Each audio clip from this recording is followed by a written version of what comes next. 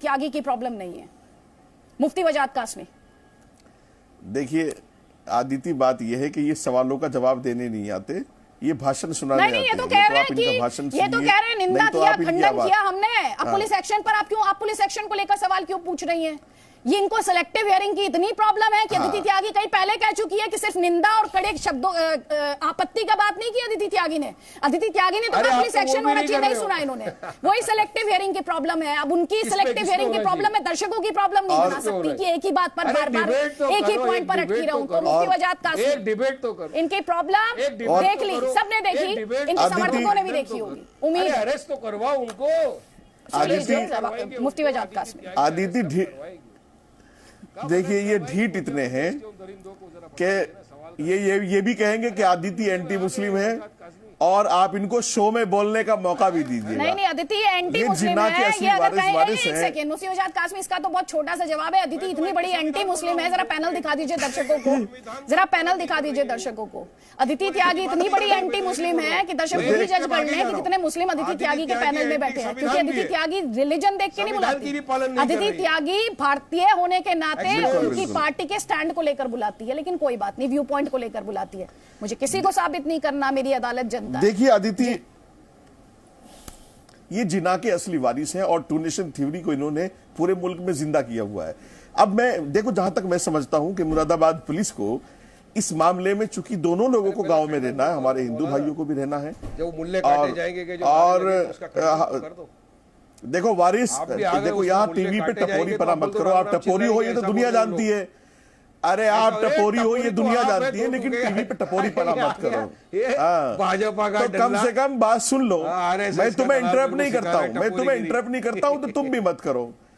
और तुम इस मुल्क के हिंदुओं को बदनाम मत करो यहाँ बैठ करके। हमने मंदिरों में नमाज पढ़ी है, हमने आश्रमों में नमाज पढ़ी है, अपने हिंदू भाइयों के घरों में नमाज पढ़ी है। यहाँ का हिंदू नमाज के खिलाफ नहीं है। आप टीवी पे बैठ के दुनिया को ये मत बताओ कि हिंदू नमाज के खिलाफ है। आप झूठ मत बोलो। आप हिंदू मुस्लिम के बीच नफरत की दीवार खड़ी मत करो। मुरादाबाद पुलिस समझौता भी करा देगी। दोनों एक ही गांवों में रहना है, हिंदू भाइयों को भी रहना है, मुसलमान को भी रहना है। इस मुल्क का 100 करोड़ सनातनी तुम्हारी की तरह नफरती नहीं है, तुम्हारी की तरह दीवार खड़ी नहीं करता है। मैं हूं, मैंने आश्रमों में नमाज पढ़ी है अपने हिंदू भाइयों के यहाँ जाकर। मैं अपने हिंदू भाइयों के यहाँ जाता हूँ मेहमान बन के, वो मुझे अपने घरों में नमाज पढ़वाते हैं, वो अपने घरों में नमाज पढ़वाते हैं। तुम जैसे नफरती मुसलमान इस देश में टू नेशन थ्योरी को जिंदा कर रहे हैं। वजाद कासमी, खंडन करो। कब तक अरे भाई करोगे यार कासमी साहब? पैदा हुए कोई उनके साथ नहीं है, कोई उनके साथ नहीं। आप जैसे मरेंगे भाई, आप जैसे लोग उनके साथ आए थे, क्या लेके आप जैसे लोग उनके साथ, मगर चंद रुपयों के लिए अपना ईमान क्यों बेच रहे हो? मुसलमान तुम्हारी वजह से तकलीफ में है, मुसलमान तुम्हारी वजह से तकलीफ में है। मुसलमानों को जलील तुम करा रहे हो इस मुल्क में। तुम्हारा बैरिस्टर ओवैसी करा रहा है, तुम करा रहे हो। और मुसलमानों को हिंदुओं के दरमियान तुमने नफरत की दीवार खड़ी कर दी है। मुसलमानों और हिंदुओं में नफरत की दीवार खड़ी कर दी है तुमने। ये दीवार अल्लाह के वास्ते खड़ी मत करो। इस मुल्क का 100 करोड़ हिंदू नफरती नहीं है। आप उसके रोज ईमान बेच रहे हो अपना, आपके लिए खुद चादर बिछा देगा नमाज अपने आप को मुफ्ती बोलते हो। झूठ मत बोलो, झूठ मत बोलो, आप झूठ मत बोलो। शर्म आना चाहिए इसको। शर्म तुम्हें नहीं आती? तुम वकील बोलते हो, किस बात के वकील हो? तुम्हें बोलने शर्म आनी चाहिए, शर्म आना चाहिए। रोज ईमान का सौदा करते हो यहाँ बैठ के, चंद खोटे सिक्कों के लिए, तुम चुप हो जाते हो। सिक्कों के लिए ईमान का सौदा कर रहे हो, खंडन कर दिया, मुसलमानों को गालियां पकड़े हो। खंडन के काबिल हो। हशर के मैदान में इनका गिरेबान पकड़ूंगा और सवाल करूंगा। जब हमारे हुजूर की शान गुस्ताखी कर रहे थे, आप तारीफ कर रहे थे जो लोग गुस्ताखी कर रहे थे। सुनिए, किसी को आपके सर्टिफिकेट की जरूरत नहीं है। ये सर्टिफिकेट आप अपनी कॉन्स्टिट्यूएंसी को बांटिए और आप जो करना है आप वहां पर जिसे जो सर्टिफिकेट देना है दीजिए। सर, अभी जब आप नेशनल टीवी पर बैठे हैं ना सर, तो आपको वाद विवाद के लिए बुलाया है तार्किक तौर पर। अगर तर्क खत्म हो गए तो आप कह सकते हैं कि मेरे पास तर्क खत्म हो गए। साबित करना चाहते हैं कि हिंदू खिलाफ है नमाज के। बात सुनते नहीं आप, तो नहीं, क्यों साबित करना चाहते हैं इस बात को? का प्रॉब्लम तो दर्शकों ने देख लिया। बीते करीब 38 मिनट में किसे सेलेक्टिव हियरिंग की प्रॉब्लम है ये तो आज देख लिया दर्शकों ने। क्लिप में आपको भेजूंगी जरूर और पूरी उम्मीद है इस बार आप पूरी डलवाएंगे। आदित्य त्यागी बोलने नहीं दे रही है वारिस भाई। आदित्य त्यागी एक्सपोज के बोलने नहीं दे रही, हिंदू तुम्हारे खिलाफ है। नहीं, इस बार मुझे यकीन है कि आप पूरी क्लिप पोस्ट करवाएंगे ना, सत्य के पक्ष में पूरा आपको एक्सपोज करूंगा। रोज बैठूंगा, एक्सपोज करूंगा आपके एजेंडा को, एक्सपोज कर रहे हैं, एक्सपोज हो रहा है वो जनता पर चले कि उनका जो चैनल है सिर्फ और सिर्फ मुसलमान के खिलाफ हेट जनता पर छोड़ दीजिए। मैं रोज बैठूंगा, लोग मुझे बोलेंगे भी कि चैनल में मत जा, मगर मैं बोलूंगा नहीं, मैं जाऊंगा और एक्सपोज करूंगा। कोई बात नहीं, बिल्कुल नहीं। लोग बोलते हैं मुझे मत जाइए चैनल में, मगर मैं बोलता हूं मैं जाऊंगा, कोई बात पूरी तरह एक्सपोज करूंगा चैनल में। खुद आ जाते हैं चैनल के बिना बताए, चैनल के बिना बुलाए चैनल पे जाके चैनल के बिना बताए आप बिना बुलाए आप आ जाते हैं। कितना विक्टिम नैरेटिव, और उस विक्टिमहुड में भी हीरोइज्म की तलाश। क्या बात है, क्या बात है। एक तरफ पीड़ित बताना खुद को और उसमें भी खुद को बैठ के एक एंकर के एंग्री एजेंडा मैन को, दिखाना, जैसे फिल्मों चैनल का के concept। एजेंडा को ये फिल्म नहीं है, वाद मैं विवाद है daily या तर्कों की expose क्वालिटी करूंगा। पर एक्सपोज होता है कोई मैं गेस्ट, daily तर्कों की expose- क्वालिटी पर। और expose आपने अभी तक कर जितने दूंगा। तर्क दिए उसमें नकली एक भी मौलाना को, तर्क तो दिए नहीं नकली एंकर आपने, को, निजी हमले ही किए। कोई चैनल बात नहीं। को। महंत नवल किशोर दास, मेरा सवाल ये है, जो वारिस पठान नहीं पूछ पाए, मेरा सवाल ये है, कथा में भी तो लोग इकट्ठा होते हैं, नहीं होते हैं क्या? सुंदरकांड का पाठ होता है, उसमें लोग इकट्ठे नहीं होते क्या? तो यहां क्या दिक्कत हो गई? अदिति जी, अभी नवरात्रे आएंगे, हमारे यहाँ नवरात्रों में कोई जागरण होता है, कोई सुंदरकांड होता है, हम स्थानीय पुलिस को सूचना देते हैं। यदि संख्या से ज्यादा लोग होते हैं, परिवार से ज्यादा लोग होते हैं, बाहर के कोई लोग आते हैं, तो हम स्थानीय प्रशासन को सूचना देते हैं लिखित में कि हमारे यहाँ अमुक तारीख को एक धार्मिक आयोजन है, प्रथम सूचनार्थ आपको सूचित किया जाता है। ऐसे हम सूचना देते हैं। और आपने देखा होगा, जहां सूचना दिए बिना कोई कार्यक्रम होता है तो कई बार पुलिस बीच में आके बंद करा देती है। मैं निवेदन कर रहा हूं कि वहां जो कुछ लोग नमाज पढ़ रहे थे, वहीं के किसी स्थानीय व्यक्ति ने पुलिस को सूचना दी होगी, उनको आपत्ति हुई होगी, क्योंकि पहले जो गांव के लोगों के साथ समझौता हुआ था कि परिवार के लोग, गांव के लोग, स्थानीय लोग मिलकर के नमाज पढ़ें। बाहर के लोग आएंगे तो निस्संदेह कोई माहौल खराब हो सकता है। मैं नहीं कह रहा हूं कि हो ही जाता, ऐसा भय होगा, ऐसा पूर्व में कभी या तो हो गया होगा, इसलिए वहां के किसी स्थानीय व्यक्ति ने पुलिस को सूचना दी होगी। गांव में कुछ अज्ञात लोग आए हैं, उनके द्वारा एक परिवार में इस प्रकार का आयोजन हो रहा है। आगे गांव का माहौल न बिगड़े, इसलिए आप कृपया करके देखें। ठीक है, सुमैया राणा ये कह रहे हैं कानून व्यवस्था के भंग होने का अगर खतरा हो और एक्शन लिया जाए, तो ऐसे में सवाल उठाने से पहले क्या पूरे मामले पर तस्वीर साफ होने का इंतजार नहीं करना चाहिए? सुमैया राणा, मैं आपको वापस फ्लो दूंगी। एक बार फिर से अपने दर्शकों को हम ये बता देते हैं पूरा मामला है क्या, मुरादाबाद में हुआ क्या और ये विवाद है क्यों। उत्तर प्रदेश के मुरादाबाद में सामूहिक नमाज पढ़ने के मामले में 26 लोगों पर मुकदमा दर्ज हुआ है। आरोप है कि मुरादाबाद के दूल्हापुर गांव में मुस्लिम समुदाय के लोगों ने जबरदस्ती लोगों को इकट्ठा किया और नमाज पढ़ी गई, जबकि गांव में पहले नमाज पढ़ने की रवायत नहीं थी। ये तस्वीरें उसी समय की बताई जा रही हैं। उसमें जो है नई परंपरा डाली जा रही है, पहले नहीं पढ़ी गई। एक बार पढ़ी गई थी तो पहले भी हमने ऑब्जेक्शन उठाया था, ऑब्जेक्शन दी थी तो बंद हो गई। हालांकि मुस्लिम पक्ष के मुताबिक गांव में 1980 से सामूहिक नमाज पढ़ने की परंपरा रही है और अब अचानक कुछ लोगों को नमाज पढ़े जाने से आपत्ति हो रही है। हालांकि आपत्ति क्या है ये कोई नहीं बता रहा है। जब से हमने होश संभाला है इस गांव में, जब से सामूहिक नमाज पढ़ते चले आ रहे हैं, ये वो जान सकते हैं उन्हें क्या ऐतराज है। उन्होंने आज तक हमसे बताया तो नहीं। खास बात यह है कि मुस्लिम पक्ष के मुताबिक 3 जून 2022 को उन्होंने आखिरी बार गांव में नमाज पढ़ी थी और उस दिन ऐतराज होने के बाद उन्होंने आज तक नमाज नहीं पढ़ी है। लेकिन हिंदू पक्ष का दावा है कि उनके पास 24 अगस्त को गांव के 2 घरों में नमाज पढ़ने का वीडियो है और उसी आधार पर उन्होंने मुकदमा दर्ज कराया है। उसी आधार पर पुलिस ने माहौल खराब करने और धार्मिक भावनाएं आहत करने का केस दर्ज किया है। नमाज पढ़ने के लिए एकत्रित हुए, जहां मस्जिद नहीं थी, 2 मकान थे और इन पे शिकायत मिलने पर इनके खिलाफ, दोनों के खिलाफ मुकदमा दर्ज हुआ है और गिरफ्तारी के प्रयास किए जा रहे हैं। सवाल ये उठता है कि क्या घर में नमाज पढ़े जाने से किसी की भावनाएं आहत होती हैं? क्या नमाज पढ़ने वाले खुले में नमाज पढ़ रहे थे? क्या उनके नमाज पढ़ने से गांव के लोगों के काम में परेशानी हो रही थी, या फिर इसे सिर्फ धर्म के आधार पर हवा देने की कोशिश की जा रही है? ब्यूरो रिपोर्ट, जी मीडिया। सुमैया राणा, जो मैं आपसे सवाल करी थी उसका जवाब। देखिए अदिति, नमाज पढ़ने से लोगों में दूरियां कम होंगी। जिस तरीके से मुकदमा हुआ है उससे जरूर दिलों में दरार पड़ी होगी। मैं फिर वही कहूंगी कि अगर नमाज पढ़ी जा रही थी तो कोई जघन्य अपराध नहीं हो रहा था, वहां पे किसी चीज की शंका थी, उस शंका को बातचीत के तरीके से भी सुलझाया जा सकता था। वहां पर दोनों पक्षों को बिठा के बातचीत की जा सकती थी।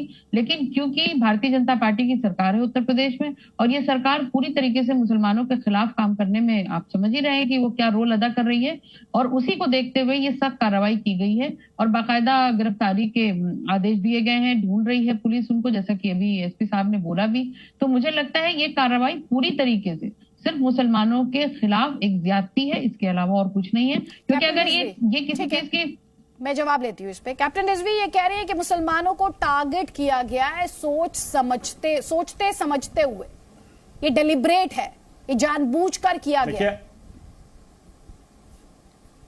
देखिए ये इनकी सोच है ये ऐसा नहीं है, क्योंकि अभी मेरे पास काफ़ी संदेश आ रहे हैं वहाँ से। देखिए, मुरादाबाद के अंदर जिस गांव का ये वाकया है, वहाँ पर इन लोगों के पहले समझौते हुए थे कि कोई भी कार्यक्रम करेंगे तो सरकार की या लोकल एडमिनिस्ट्रेशन से परमिशन लेकर के, चाहे हिंदू धार्मिक हो चाहे मुसलमानों के हों। लेकिन इन लोगों ने वहाँ पे इकट्ठा होकर के दूसरे गांव से भी लोग आए थे, जो अभी देखिए न्यूज़ में भी दिखा रहे हैं, वैसे भी पता चला है कि 16-17 लोग फरार हो गए, जो दूसरी जगह से लोग आकर के वहाँ नमाज पढ़ रहे थे। इस पर गाँव वालों ने इतराज़ किया। वो इतराज़ ये किया कि भाई आप ये परंपरा डाल रहे हैं और फिर हम लोग भी इस तरह करेंगे तो झगड़े में बदल जाएगा। लेकिन वहाँ पर इस तरह की नमाज को करना, एडमिनिस्ट्रेशन को इन्फॉर्म करना बहुत जरूरी था अगर दूसरे गांव से लोग आ रहे थे, क्योंकि आप नमाज पढ़ने, ठीक है घर के अंदर आप जमात को खड़ा कर रहे हैं, लेकिन अगर दूसरी जगह से चल के आ रहे हैं तो हो सकता है कि वहां के हिंदुओं को इस चीज का एतराज हो, डर हो, कहीं ऐसा ना हो कि कहीं झगड़े फसाद शुरू हो जाए, बाहर के चले जाएंगे, लोकल के लोग नहीं करेंगे। ठीक है, सुमैया राणा, उन्होंने पुलिस को उन्होंने इन्फॉर्म कर दिया। अरे भाई, यही तो मैं कह रही हूँ कि वो नमाज ही तो पढ़ी जा रही थी ना, वो कोई क्रिमिनल एक्ट तो हो नहीं रहा था वहां पे, या कोई अपराध के लिए लोग इकट्ठा नहीं हुए थे। एक धार्मिक काम के लिए किसी घर के अंदर इकट्ठा हुए थे, और अगर किसी घर के अंदर इकट्ठा हुए थे तो उस समझौते को याद दिलाने के लिए कुछ और लोगों को बुला के बातचीत की जा सकती थी। ऐसा तो नहीं हो सकता ना कि अगर कोई इंसान अपने धर्म का निर्वाह कर रहा हो तो उसको सीधे पुलिस उसके खिलाफ जो है वो वारंट जारी कर देगी कि अब उसको ढूंढा जाए। कोई भी आज भारत में सुन लीजिए, अगर अब कोई भी धार्मिक कार्य घर में करते हैं, का किसी भी जात का हो, धर्म का हो, उसको लोकल एडमिनिस्ट्रेशन को इन्फॉर्म करना पड़ता है। आप ऐसे नहीं कर सकते, इन्फॉर्म करना पड़ता है। वो नमाज पढ़ रहे हो, चाहे वो मिलाद हो रहा हो, सुनिए, मिलाद हो रहा हो, सुनिए आप, मिलाद हो रहा हो, या यहाँ पर अखंड भारत, अखंड रामायण हो रही है, लेकिन एडमिनिस्ट्रेशन को इन्फॉर्म करना पड़ेगा। मेरे घर में हम नमाज मिल करके पढ़ते हैं तो मुझको हर बार ये बात पुलिस को जाके इन्फॉर्म करनी होगी कि साहब अब हम लोग 5-6 औरतें नमाज पढ़ने जा रही हैं, या फिर हमारे वहाँ इज्तिमा होने जा रहा है, मिलाद होने जा रहा है। जब आप बाहर के लोगों को बुलाएंगे, घर के अंदर, जब बाहर के लोगों को बुलाकर इकट्ठा करेंगे, आप घर की बात नहीं हो रही, बाहर के लोग इकट्ठा हुए थे, के लोग आते हैं, ये समझ के अंदर बाहर के लोग आए थे, डिबेट नमाज को लेके बाहर से जो लोग आए उनको जानना पुलिस का काम है। मांगनवल किशोर दास, कथा में किसी को बुलाने से पहले कहाँ पुलिस को इन्फॉर्म करना? बाहर से कौन लोग आए हैं, कैसे हैं, क्या ज्यादा तो बताया जाता है, गतिविधि उनकी है, क्या पुलिस, अगर गैदरिंग ज्यादा हो रही है, जानने का अधिकार नहीं है, पड़ता है पुलिस को। अरे किराएदार रखो, उसको बताना पड़ता है। थैला लेके आ रहे हो आप, क्या है उस थैले में, क्या पता है? स्थानीय पुलिस को ये अधिकार है को बाहर से कोई आए हुए व्यक्ति को जानकारी करे।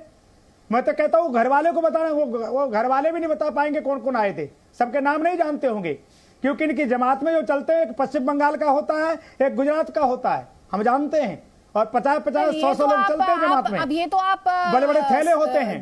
जनरलाइज करने की कोशिश कर रहे हैं महंत जी, ये तो आप जनरलाइज करने की कोशिश कर रहे हैं कि इनके यहाँ कहाँ से आए और क्यों आए। अरे भाई, कुल मिलाकर सवाल तो ये, घर की छत के नीचे नमाज पढ़ी गई, जानकारी करने का अधिकार है कि नहीं? घर की छत के नीचे गांव में कल कोई घटना घट जाए तो जाएगी तो दिक्कत है, उनका पॉइंट यही तो है। गांव में कल कोई घटना हो जाए तो कौन जिम्मेदार उसका?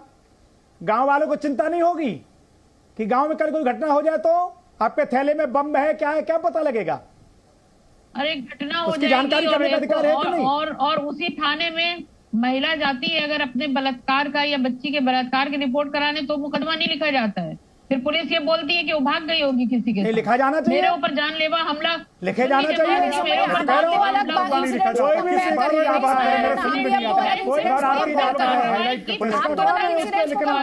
महिला की शिकायत हो तो महिला की शिकायत भी दर्ज होनी चाहिए। ध्यान से कोई भी शिकायत हो, झारखंड में शिकायत हो, वो शिकायत दर्ज होनी चाहिए। शिकायत दर्ज होनी चाहिए, उसके लिए कोई एक्सप्लेनेशन नहीं हो सकता। शिकायत दर्ज ना करने के लिए कोई एक्सप्लेनेशन नहीं हो सकता। लेकिन आप दो अलग इंसिडेंट्स को कंपेयर मत कीजिए, दो अलग इंसिडेंट्स को कंपेयर मत कीजिए। तत्परता पे सवाल उठा रही हूँ। नहीं, वही दो अलग इंसिडेंट्स को कंपेयर नहीं किया जाना चाहिए। यहाँ जो हम डिस्कशन कर रहे हैं उसी मुद्दे पर रहते हैं। मुरादाबाद पुलिस के सेक्शन पर एआईएमआईएम चीफ असदुद्दीन ओवैसी ने सवाल उठाए, उन्होंने पूछा क्या घर में नमाज पढ़ना गुनाह है? ओवैसी का बयान सिर्फ इतना नहीं है, उन्हें भी रोज इस तरह के मुद्दों की तलाश रहती है। उन्होंने नमाज से बात शुरू की, उसके बाद बेंगलुरु के मीट बैन पर आ गए, और फिर यहां से वो टी राजा सिंह पर निकल गए, और उसके बाद तिरंगा से होते हुए देशभक्ति का पाठ पढ़ाते हुए दुबई में जो भारत पाकिस्तान का मैच हुआ वहां पहुंचकर उन्होंने अपनी बात खत्म की है। सुनिए। अचानक आप आकर वहां पर कहते हैं कि नहीं आप नमाज नहीं पढ़ेंगे वहां पर। भाई मेरा जाती घर है, मैं अपनी जाती प्रॉपर्टी में नमाज पढ़ रहा हूं, तो ये तो सरासर नाइंसाफी है, जुल्म है ये। वहां पर उस गांव के जिम्मेदारों की बात ये तय हुई थी कि जुम्मे की नमाज वो पढ़ रहे हैं, अभी क्या है उसमें, आप नहीं पढ़ना नमाज, ये क्या बात है? पुलिस कह रही है कि न्यूसेंस क्रिएट हो। अरे 1980 से न्यूसेंस नहीं क्रिएट हो रहा, अब कैसा क्रिएट हो रहा है भाई? क्या कोई मुसलमान किसी और समुदाय के बारे में कह रहा है कि भाई उनका वर्शिप नहीं होना चाहिए, उनकी इबादत नहीं होना चाहिए, तो आप क्यों कर रहे हैं ये? आखिर अब अगर मैं घर में नमाज नहीं पढ़ूंगा तो कहां पढ़ूंगा? रोड पे पढ़े तो आप बोलते रोड पे नहीं पढ़ सकते क्या? नहीं, आप तो चारों तरफ से आप हमको दवा देना चाह रहे हैं।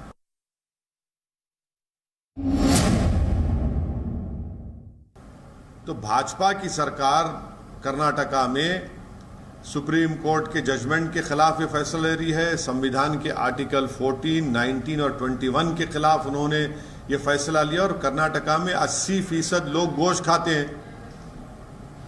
केंटकी फ्राइड में चिकन मिलेगा, मैकडॉनल्ड में बर्गर मिलेगा, होटल में गोश्त मिलेगा, मगर वो जो गरीब अपनी छोटी दुकान खोलकर कारोबार करके अपना पेट काटता है, वो जो छोटे गरीब लोग जो प्रोटीन हासिल करने के लिए अपना गोश्त खाते हैं, आप उनको सजा दे रहे हैं। ये दौलतमंदों की सरकार है ये। पहले दिन से ही कह रहा हूं कि भाजपा सिर्फ लोगों के आंखों में धूल झोंकने के लिए सस्पेंशन एक ड्रामा था, और वो ड्रामा ही है। वो एक ऑडियो भी लीक हुआ था, उसमें भी ये बात कही गई है। तो जो भी कानूनी कार्रवाई करना है वो पुलिस और तेलंगाना की सरकार को करना चाहिए, और हम उम्मीद करते हैं कि वो कानूनी कार्रवाई करेंगे। थैंकफुली यहां पर भाजपा की सरकार नहीं है, इसीलिए गिरफ्तारी हुई। दिल्ली में लॉ एंड ऑर्डर भाजपा के पास है, इसलिए नुपुर शर्मा रेशमी कपड़ों में महफूज है।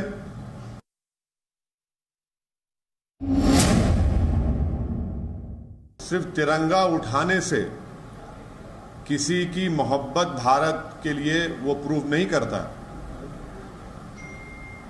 तिरंगा उठाने से ही क्या मोहब्बत प्रूव होगी? आप लोगों को मालूम होना चाहिए कि 1945 में या एक कांग्रेस का सेशन हुआ था जिसमें राष्ट्रपिता महात्मा गांधी जब वंदे मातरम पढ़ा जा रहा था तो महात्मा गांधी नहीं उठे, नहीं खड़े हुए। बाद में खैर वंदे मातरम हमारे नेशनल सॉन्ग बना, उस वक्त गांधी जी नहीं उठे। उन्होंने कहा कि ये यूरोप से इसको खड़े होना यूरोप से लाया गया, इसको वहां से लिया गया है।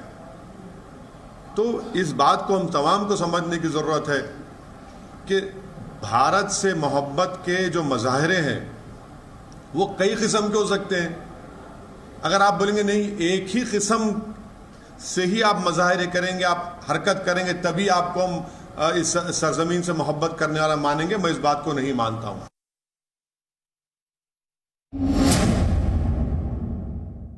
जब क्रिकेट और आतंकवाद एक साथ नहीं चल सकता है, और फिर चीन हमारी इन कोशिशों को नाकाम बना रहा है सिक्योरिटी काउंसिल में कि जो टेररिस्ट 26/11 में इन्वॉल्व थे उनको हम सैंक्शन करना चाह रहे हैं, जो पाकिस्तानी हैं, तो चीन उसको अलाउ नहीं कर रहा है। उसके बावजूद भी हम क्रिकेट मैच खेल रहे हैं। हम सीजफायर एग्रीमेंट साइन करते हैं पाकिस्तान से, आज भी टेररिस्ट निकल कर आते हैं कश्मीर में, जम्मू में, ड्रोन से हथियार आते हैं पंजाब में, फिर भी हम क्रिकेट मैच खेल रहे हैं। तो सरकार को बताए कि पॉलिसी, फॉरेन पॉलिसी क्या है आपकी। तो असदुद्दीन ओवैसी कई मुद्दों पर बात करते हुए आपने सुना, उन्हें प्रोटीन की बहुत चिंता है। एक दिन की प्रोटीन कंजम्पशन को लेकर वो काफी वरिड है। अभी वारिस पठान से हम ये सवाल उठाएंगे, लेकिन जल्दी से एक कमेंट यहां पर मैं लेना चाहती हूं मुफ्ती वजाद कासमी आपसे। देखिए आदिति, मैं जहां तक समझता हूं कि ओवैसी कोई मौका जिना के वारिस होने का नहीं छोड़ते हैं, और टू नेशन थ्योरी को जिंदा करने का कोई मौका नहीं छोड़ते हैं। हिंदू मुस्लिम नफरत के दरमियान एक बड़ी दीवार खड़ी करने का, नफरत की दीवार खड़ी करने का कोई मौका नहीं छोड़ते हैं।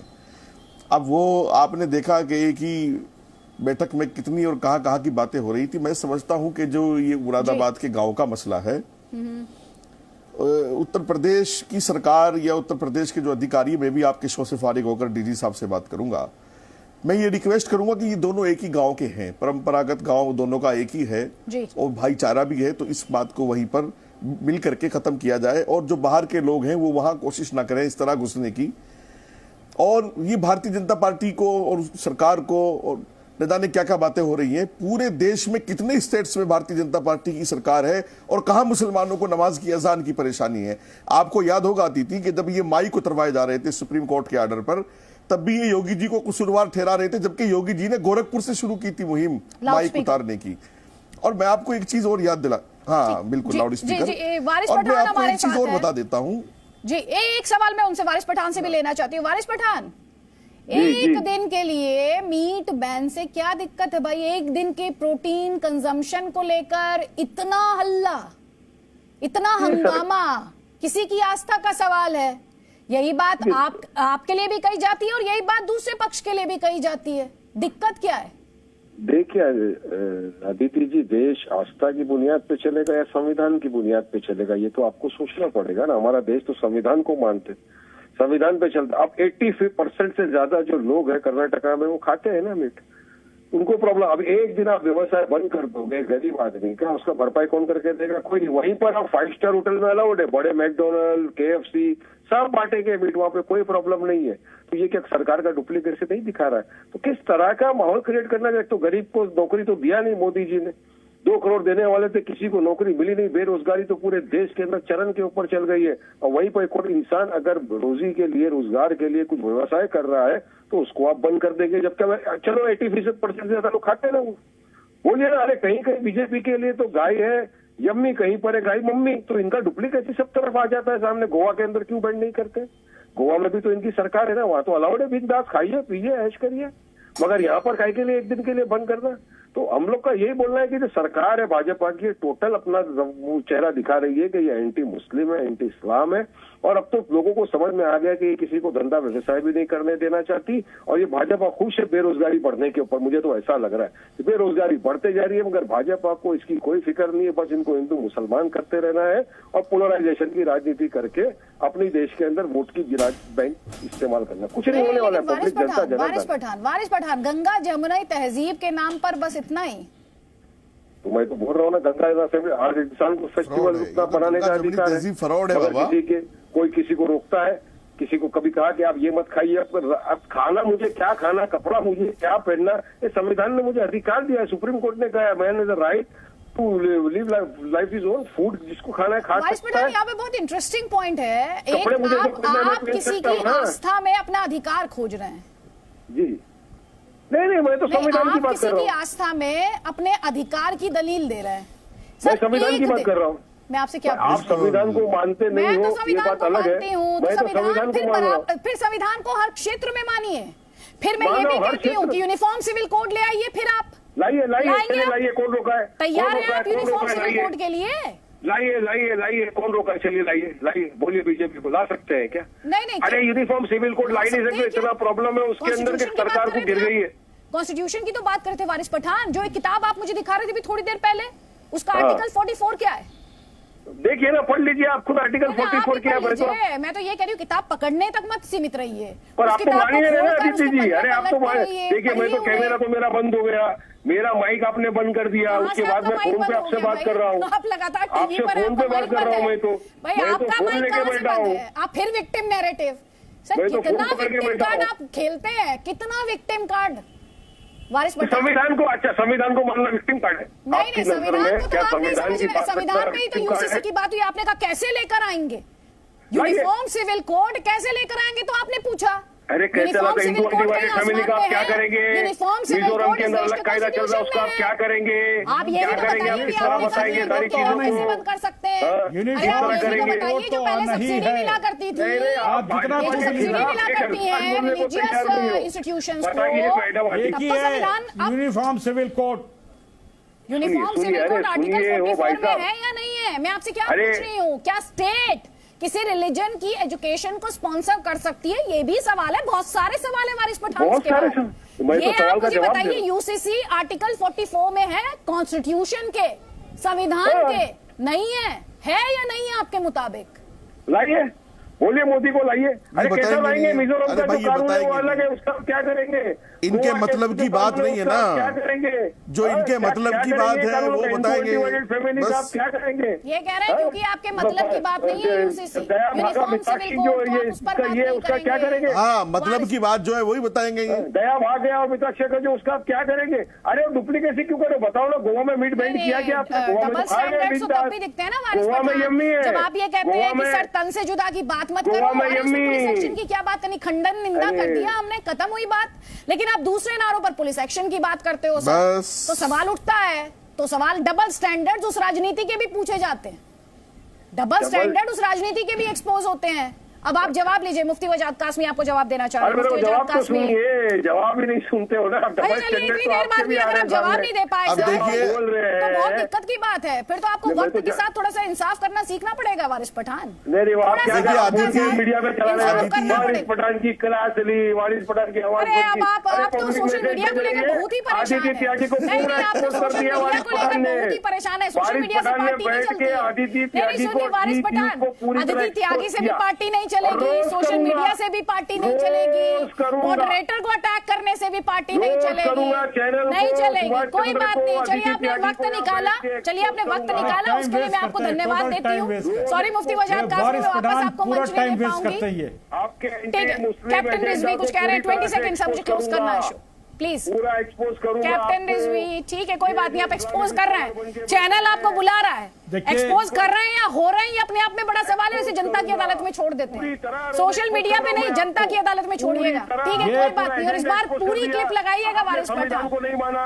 आपने। चलिए मुझे इस डिस्कशन को क्लोज करना है क्योंकि इस वक्त एक और बड़ी खबर है। भारत के साथ फिर व्यापार शुरू करने को मजबूर हुआ आर्थिक संकट और बाढ़ से बेहाल पाकिस्तान। शाहबाज सरकार के वित्त मंत्री ने कहा पड़ोसी देश के साथ व्यापार का रास्ता खोलने पर विचार करेंगे क्योंकि देश में बाढ़ से हालात जो हैं बहुत खराब हैं, खाद्यान्न की कीमतें जो हैं वो आसमान छू रही हैं। वित्त मंत्री मिफ्ता इस्माइल ने कहा अगर जरूरी हुआ तो हम भारत से आयात करेंगे ताकि हम अपने किसानों को बचा सकें। पाकिस्तान के वित्त मंत्री का यह बड़ा बयान।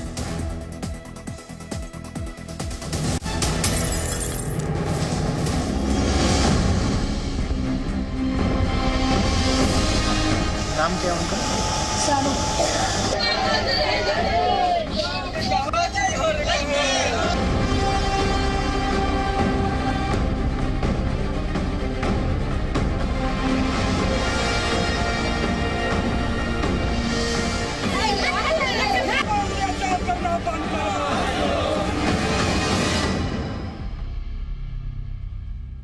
तुझे तगड़ा इंसान जिस तरीके से हम गुलाम नबी आज़ाद, ये बीजेपी तो नहीं जाते, ये दूसरी पार्टी में जा रहे थे, तो मैंने उनको रोका, कहा आप नहीं कांग्रेस में नहीं रहना। मैंने कहा आप कहीं नहीं जाओ, मैं अलग पार्टी। कहा फिर हम उनके, तो ये हमने कांग्रेस को मानने या कांग्रेस की आइडियोलॉजी को मानने